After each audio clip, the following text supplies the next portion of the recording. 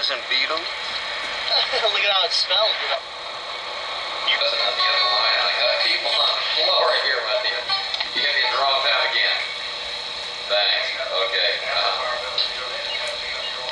Beatty's. Camper, trailer, couch, 439-3035. 439. Okay. Good morning. Hello. Okay. Goodbye. Let's take a break here. That's all it cost you. It's your gasoline. Come on, let me look at it. Make you a price, huh? Okay, bud. Talk to Richard for a minute here.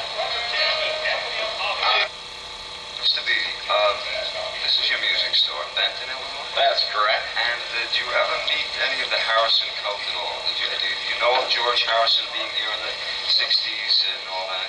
Yes, it is. Okay, and what about the sister Louise? Where was she at these days?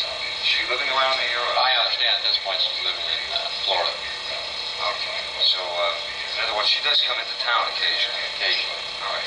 So what's going on is that I'm wondering where George actually bought his guitar back in September of '63. And did you know of any music store or a body shop particularly that spray painted it black? Did you hear any story about him buying a Gretsch or a Rickenbacker back in '63? Hear anything about that? Yeah, you bought a Rickenbacker in '63. But a Rickenbacker, was it 12 string or 6, you know? I understand it was a 6-string. Matter of fact, one of my ex-employees, who's no longer living, deceased now, was the one that sold it to me.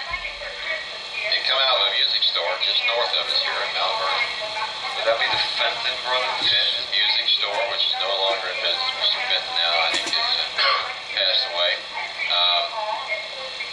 But this ex-employee was working for him and sold him the guitar at that point in time. And it was a Rickenbacker 12-string. I understood it to be a 6-string. Now that could, I'm not sure.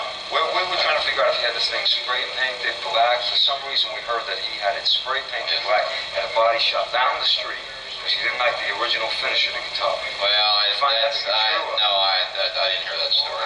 We heard that story. I heard that a long time ago. I thought maybe there was something. But you met the sister. Her name being Louise. That's correct. Caldwell. That's correct. She's now been divorced since then. Right. And she's come to your store, Beatty's Music Plaza.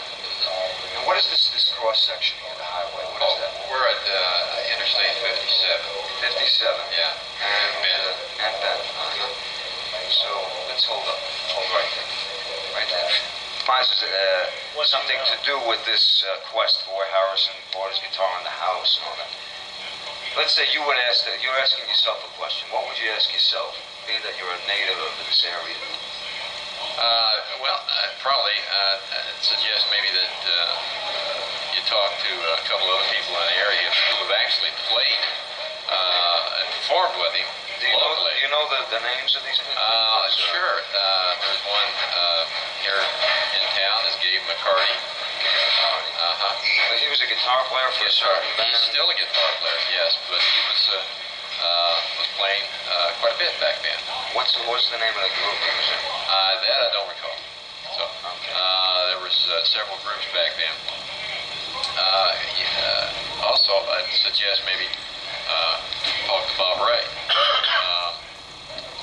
who's in charge of our historical data within the community and the county here. He would have a little more info on this whole subject. On some details, times, the events, time of events.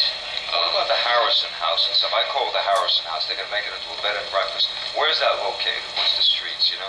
McCann or something like that? I think that's correct. It's right across the street from the high school gym. Oh, we're going to have to take a ride out there in a little bit and check out Mr. Bob Ray on your word. I think that's going to be a little bit of a day's work, don't you think? Sounds good.